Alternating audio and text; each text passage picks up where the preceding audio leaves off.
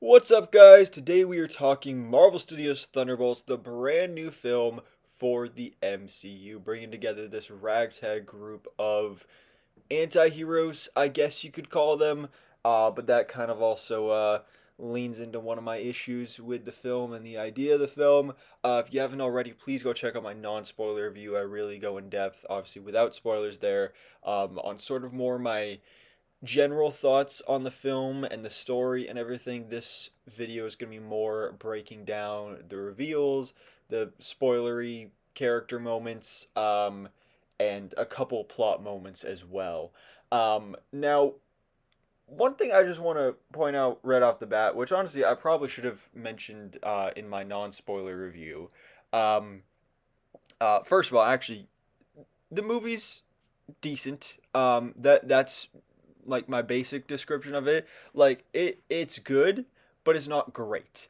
It's definitely better than Captain America: Brave New World, but obviously that's not a very high bar.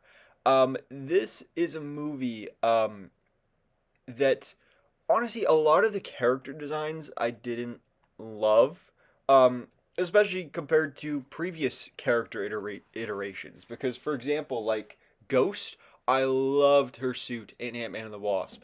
And then her suit here, the helmet, yes, more comics accurate, but it looks weird the few times, like the little it very much is on screen, because it looks so much bigger. In the comics, it works because the head is smaller compared to the body. Um, and then, like, oh, Taskmaster, for example, as well. Um, well, yeah, I was one of the few people that actually really enjoyed Taskmaster's look in Black Widow. I do think, okay, maybe the mask here is a bit more comics accurate, but clearly not bulletproof, apparently. Um, and this is where we get into spoiler territory here because she gets shot in the head. Like, okay, we all knew Taskmaster wasn't making it out of this film. Like the fact that she is in zero of the marketing campaign, um, like we thought she was a goner. Or honestly, at a certain point, I thought, oh, they're making it so obvious that she's gonna die. Maybe she doesn't, but no, she very much did. Like literally, in her first 2 minutes of screen time. It was insane. Like I expected her to die, but not like that. It wasn't even like a dramatic moment that moved the plot forward or anything. It was basically used for a joke. Like literally, she did not need to be there. It was a waste of a character. I know most people hate this version of the character, and yes, I myself would also very much prefer Tony Masters from the comics. That would be so much better. But I mean, to get rid of Taskmaster completely for absolutely no reason here was just insane to me. Um, Again, the fact that her mask was not bulletproof, she gets killed off so easily. And I was thinking, like, not only is she so little in the trailers and in the posters and everything, um, I did think it weird that in a lot of these posters, it will show every single member of this team without their mask slash helmet on, except for Taskmaster. It got me thinking, like, um, Olga Kurilenko, who played Taskmaster in Black Widow, and I hope I'm pronouncing her name right, um, is she even in the movie? Because she has been nowhere in the trailers or posters, has not been on the press tour at all. And so, right before I watched the movie, I did check IMDb and I was like, okay, she's still on the list, she's still in the cast. Yeah, she shows up for literally less than 2 seconds. Her mask opens up once, and then that is freaking it. And I thought that was insane. Like, literally, you didn't even need to bring her back for that. Because I was even wondering at this point, is it going to be like a Pedro Pascal, the Mandalorian situation where Pedro is rarely ever on set and he basically just does the voiceover? I thought that would maybe be the case. No, apparently she was on set just for a very, very short amount of time. But yeah, again, it just felt like such a weird waste of the character. Why promote her so much for this movie if that was the plan? Although I feel like it wasn't always the plan because there is footage in previous trailers of her in later scenes in the movie. So yeah, I don't know. That was weird. Bit of an odd choice. Now, one thing I did want to dive a little deeper into for my non-spoiler review is I did say story-wise, this movie felt very episodic, and like it could very much be a Disney Plus series and probably would work better as a Disney Plus series rather than movie, because I do think pacing was a fairly big issue of this movie. Um, and because I was really breaking it down, like, wow, this could be where the episodes even cut and everything. Like, literally, you start off the movie with Yelena, you do all her stuff, and you go through maybe episode one ends either um, right after Taskmaster dies, or and it could be like a big cliffhanger ending of Taskmaster just died, or it could end right after they all realize in that warehouse thing that they've been set up by Val. And then episode two would be them in there and trying to break out. Then they get out. Probably the cliffhanger for episode two would be Bob flying. That could be cool. And then, yeah, really going from there. Third episode, Red Guardian rescuing them, hanging out with Bucky, getting the call. Oh, we got to go to New York. Then they go to Avengers Tower next episode. Like, really, you can see how this thing could be broken up episode by episode. Another cliffhanger could be Yelena walking into the void. And then that next episode, very similarly to a lot of other Disney Plus series like Moon Knight, for example, where we had that whole episode in his mind. That could be like the Void episode. So yeah, I just think this would have been much better as a Disney Plus series, pacing wise, story wise, and character wise. Because again, one of the things that people really look for in these big superhero movies is action and spectacle. And there's a bit of action in here. What we do get is pretty good, but there's so little of it, and it's so much more character focused, which honestly I do prefer.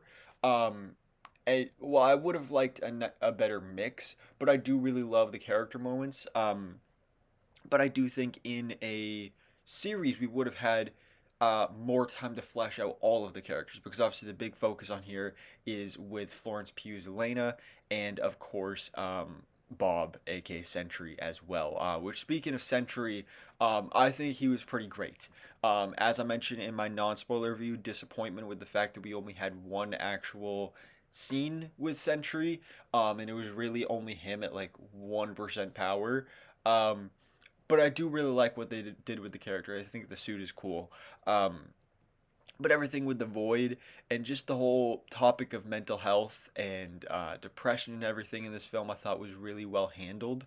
And I think the end, like with, for example, Lewis Pullman's Bob punching himself or punching the Void, and the Void saying all these bad thoughts, kind of reminded me of like a sort of physical representation of anxiety. You have that voice in your head that's telling you all these bad thoughts and you're not good enough and all this stuff.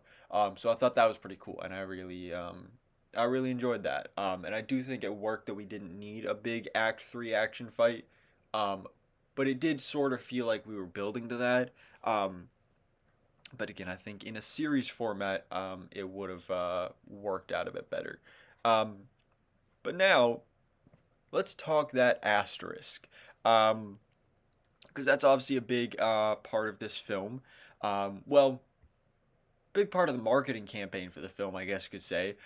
Throughout the movie, they don't bring it up a whole lot. They're calling themselves the Thunderbolts, named after not President Ross, who just turned into a Red Hulk. I do like that they reference that, though. But because of Yelena's, what was it, middle school soccer team that was called the Thunderbolts. But then at the end of the film, our big cliffhanger ending is that they walk out on stage and Val presents them as the new Avengers, which I also have very mixed thoughts and feelings on, because, okay, we were theorizing maybe they'll be revealed as the Dark Avengers. Um, I'm okay with that not being a thing, but the fact that it's the new Avengers, first of all, I feel like this could get confusing with general audiences. Like, oh, what's the difference between the Avengers and the new Avengers? Um, One of my biggest disappointments with this film is it didn't feel like a Thunderbolts film, or maybe more modern interpretations of the Thunderbolts in the comics. But what I really wanted from this team and from this movie in the MCU was a team of Marvel villains, or anti-heroes at the very least. But I feel like they are now, um, really trying to mold these characters into being just full-on heroes with, oh, a bit of a dark past, but now they're good guys. Which for some of them it works, like Yelena, and obviously Bucky for sure. But like Ghost and John Walker, um, them being Avengers, like new Avengers basically means like, oh, they're basically Avengers, like regular Avengers, but like, you know, separate, but still the same thing. And thinking of those characters as full on regular Avengers is weird, and I don't really love it. Um, yeah, so it, it felt weird when we got to our end credit scene. The mid credit scene I thought was great, really funny moment with David Harbour. But our end credit scene is basically following up 14 months later with now our new Avengers in the original Avengers Tower. Um, some of them kind of looked like they were cosplaying. It could be because this was shot last minute, but this is obviously set up for Avengers Doomsday. Um, Bucky's hair, I've seen the little bit of reactions I've seen on Twitter to his hair in this scene. People have been loving it. I think it looks weird and very much is obviously a wig. I saw this great side by side comparison of Obi-Wan Kenobi in uh, Attack of the Clones, which is I hate that hairstyle for Obi-Wan Kenobi. So I just hate the hairstyle in general. Um, but I mean, his suit looks cool, and I like Yelena's suit. Um, Red Guardian, I'm interested to see if his suit changes. Um, Ghost's hair also looks like a wig, um, and Bob is there too. And yeah, so we have this new team, and they are assembled, and then all of a sudden something from space comes in, and it is the Fantastic Four's ship, which obviously means that by the end of Fantastic Four, coming to theaters this July, they will end up in our 616 universe, which I don't see as a reveal. Like, does it get me a little bit more excited for Fantastic Four? Yes, but I'm already very excited for Fantastic Four. And like, again, we're all expecting that to be the case in Fantastic Four, so it's not a big surprise. And the fact that I saw so many people hyping up this post credit scene is like one of the best ones in years, and like it is probably one of the better ones in years. It is actually, in fact, the longest post credit scene in the MCU.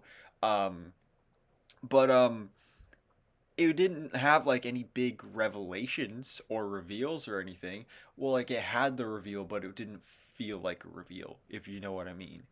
Um, yeah. So I'm excited to see these characters return in Avengers Doomsday though. I think that's gonna be really cool.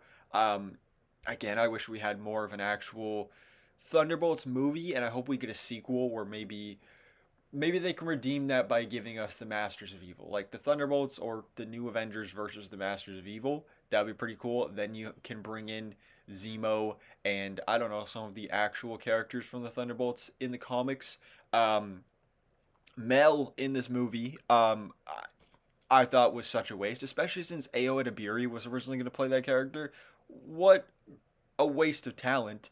Um, this whole time when they were calling her Mel, I thought she was going to be revealed to be Melissa Gold, who in the comics is Songbird, like a staple character of the Thunderbolts. And I thought she was going to join the team.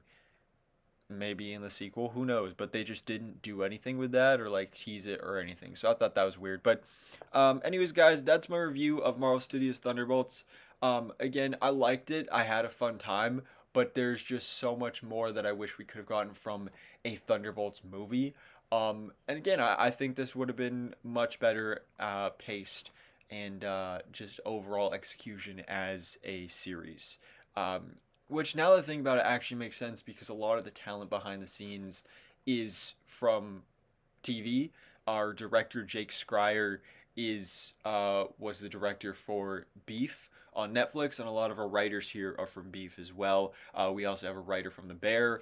Um, I don't know if Jake Schreier has directed a movie before this. This might be his first movie, and you can kind of tell. I still think he did a good job, but I do think it again. It just felt very TV like. Um, Not necessarily in terms of quality, but like again, story and character wise. But anyways, yeah, Thunderbolts, or should I say, the New Avengers?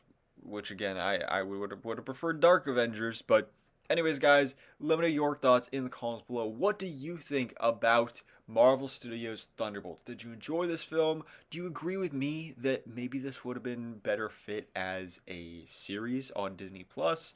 Thoughts on Taskmaster, and any ideas on who we could see in a potential sequel? Again, I want Zemo, I want Songbird, I want, especially if you're doing Masters of Evil and doing like actual evil characters, give me Bullseye. Oh, that would be so good to see him in here.